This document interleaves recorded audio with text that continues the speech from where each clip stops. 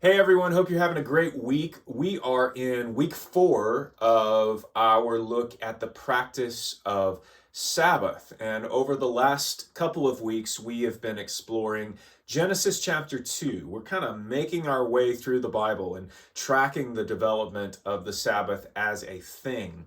And in Genesis 2, we found what is effectively a foundational text. And everything else we will talk about related to Sabbath builds off the foundation of Genesis 2, because in Genesis 2, God rested from his work of creation. And if there's a key takeaway for us from Genesis 2, it's that God's rest was not necessarily about rest in the way that we are inclined to think about it, but that it was more about ceasing. God stopped his work on the seventh day. And we saw last week how the word that gets translated there as rest has to do with ceasing. And so that's something for us to hold on to as we continue through this journey, because Sabbathing for us, practicing the Sabbath, is not just about like taking a nap or getting some rejuvenation. It is largely about stopping our work. And you would think that that would be the thing that we all most would want, right? Like that would be easy for us on some level. Please let me stop my work. And yet it actually is one of the most difficult things for us. And what we see in scripture is that it was also very difficult for the people of Israel as well. So the first time the word Sabbath comes up in the Bible is in the book of Exodus. I realized after the fact that I actually misspoke last week. I said the first time that it popped up was in Exodus 23, I think, which it is there in Exodus 23. That's not the first time, though, we see it in the book of Exodus. It's actually just a few chapters earlier in Exodus 16, and it comes up as God is talking about, or talking through Moses to the people about the manna that he's providing for them, this bread that's like appearing on the ground and is providing sustenance for the people of Israel. And that's the first place that this word comes up, Exodus 16. I'm going to read that text to us in just a moment. But before I do that, I want to just sort of set the stage for where the people of Israel are at this point. They're out in the wilderness, but they have come out of hundreds of years of slavery in the nation of Egypt. And Exodus paints a picture for us of what their slavery was like. It was very, very difficult, very, very strenuous. They labored under cruel masters and had just completely unreasonable demands that were placed on them. In Exodus 5, Moses and Aaron come to Pharaoh and say, God says, let my people go. And Pharaoh responds by basically saying, but if I let them go, who's going to make all the bricks? And he essentially punishes them by demanding even more and more work from them. Theologian Walter Brueggemann brings out that passage, Exodus 5, in really vivid detail. In a great book that's called Sabbath as Resistance, Saying No to the Culture of Now. And I want to read just a little piece from Brueggemann's book where he talks about Exodus 5 and sets the stage for the Israelites' difficulty with practicing the Sabbath later on. Here's what he says. He says, in Exodus 5, we are given a passionate narrative account of that labor system in which Pharaoh endlessly demands more production. What the slaves are to produce is more bricks that are to be used for the building of more, quote, supply cities, unquote, in which Pharaoh can store his endless supply of material wealth in the form of grain. See also Exodus chapter 1, verse 11. Because the system was designed to produce more and more surplus, as we learn in Genesis 47, there is always more need for storage units that in turn generated more need for bricks with which to construct them. Thus, if we follow the required bricks from the slave camps, we end up with surplus wealth taken as a gift of the gods of Pharaoh.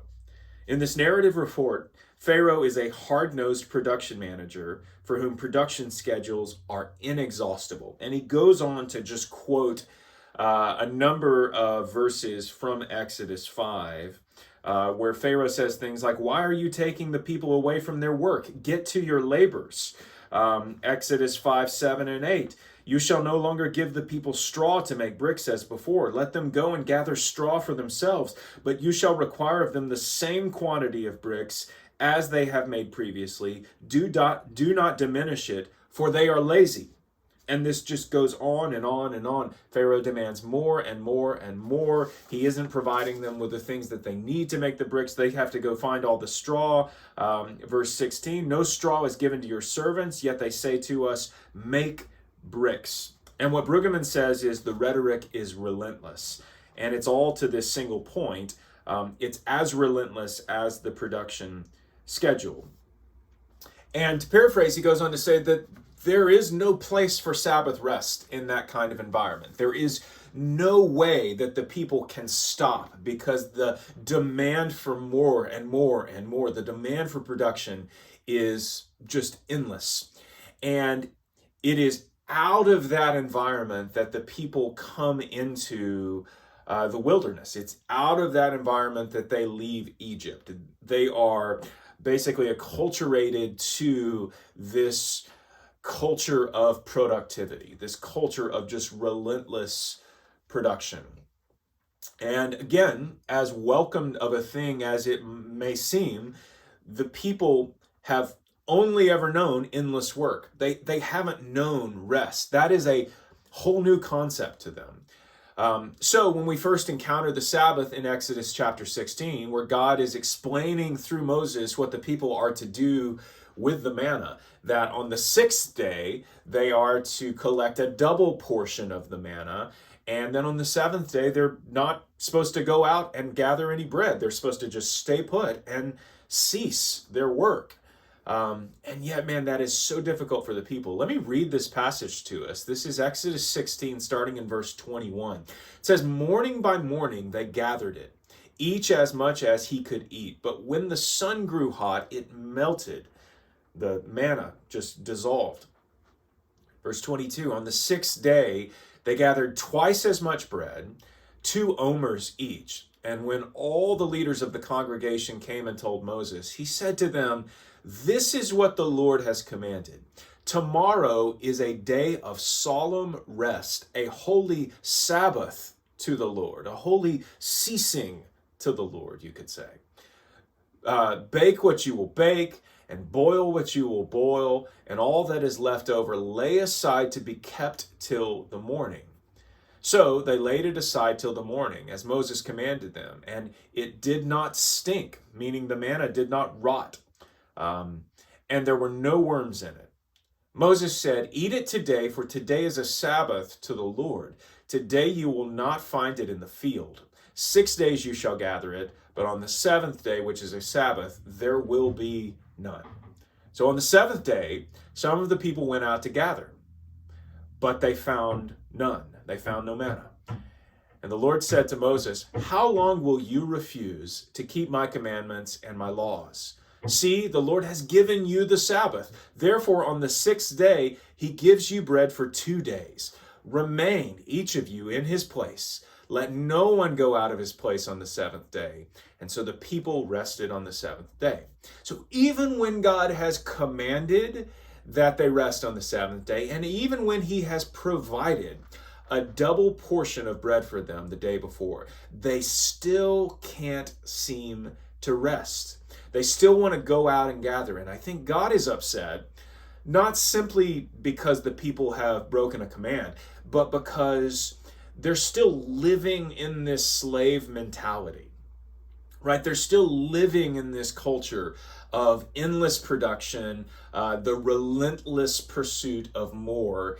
And that's happening even though they've been freed, right? Even though they've been released seemingly from their slavery, and they've been provided for. And God is right, obviously, because this way of thinking, this like inability for the people to cease, this mindset of endless production, this way of thinking just continues to get them into trouble, and it continues to lead them to poor decision making. And you see this manifest throughout the book of Exodus. So I'm going to stop there for today, but I want you to be thinking about and maybe go read this account. Read Exodus 5, read Exodus 16, but I want you to be thinking about your own difficulty with ceasing work. Not your difficulty maybe with feeling rested or rejuvenated, but just your difficulty with stopping.